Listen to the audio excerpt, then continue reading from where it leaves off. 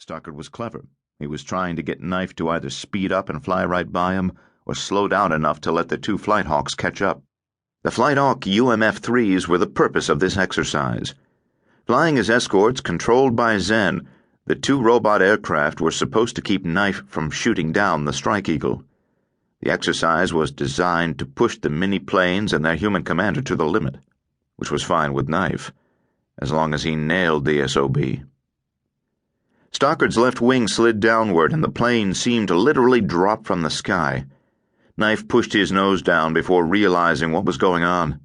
Zen was twirling through an invert as he dove, aiming to swoop off at close to 90 degrees. Knife had no choice now but to follow. Anything else would let the escorts catch up. He matched the spin, catching a glimpse of one of the Flight Hawks trailing him. He ignored it. If he could see it, it wasn't in position to nail him, he decided, and concentrated on Stockard, whose rear tail fins were still disappearing below his HUD. Stockard was below 10,000 feet. So much for the rules of engagement. Not that Knife would have let them stop him from winning either, but it was a relief that the other guy had ignored them first. Stockard's fantail sailed into max targeting pipper, and he pressed the trigger. No good. Stockard pulled left just in time to duck the shot, recovering at 8,000 feet. The G-forces kicked up by the maneuvers tore Knife in all different directions. He felt like he was being pinched and pulled at the same time. A dark cloud began edging toward the corners of his eyes as he saw Zen flicking to the right. He pulled at the Eagle's stick to follow, worrying in the back of his mind that the extreme maneuvers would flame the Eagle's nearly unflammable engines. And then he realized he'd blown it. Zen pushed his stick to level his wings, feeling for the plane with his arms and legs. He'd faked Smith out, but the rush of gravity was nearly too much. He felt his head starting to implode.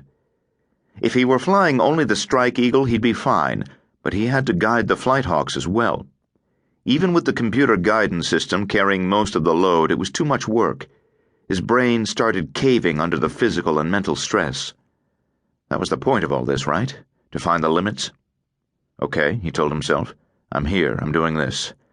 The bar at the top of his visor screen flashed green. It meant one of his escorts was now within firing range. Okay, he repeated to himself. I'm home. All I have to do is flick my thumb down and enable the Flight Hawk forward cams. If Zen could do that, the heavy visor in his helmet would project two three-dimensional holograms in front of his eyes. Each view projected from the nose of one of the UMF-3s. He'd say Hawk 1 or Hawk 2, look directly at his target, select cannon, fire, end of exercise. But before he could do that, the center of his screen flashed red, indicating that the F-15C behind him was firing its simulated cannon. He jinked left, his consciousness narrowing to a pinprick of pure white light in a round black night. Smith had all the stops out. He wasn't flying the F-15C as if it were a Sukhoi with its limited avionics and conservative flight regimes. He'd tossed aside the flight protocol and briefed plan and was flying like an American, balls out over the line. Fair enough, thought Zen, pulling back left, swirling in a scissors. The green firing bar disappeared. The Flight Hawks had lost the shot. The little planes were extremely agile, but the computers that helped control them were not yet as creative as human pilots in close-in furballs. Zen yanked his nose down hard, barely escaping one more time. His head started to float. He'd pushed too far. Zen forced air into his lungs, forced his muscles to relax, forced the blackness away. The green bar appeared, and this time he mashed his thumb downward right away, saw Smith's butt hanging fat in Hawk 1's bore sight.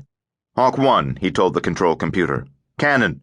Ready, replied the computer. Fire. Knife cursed as the SICS buzzer announced that he had been fried. He eased off on his stick and checked his power, leveling off as he reoriented himself.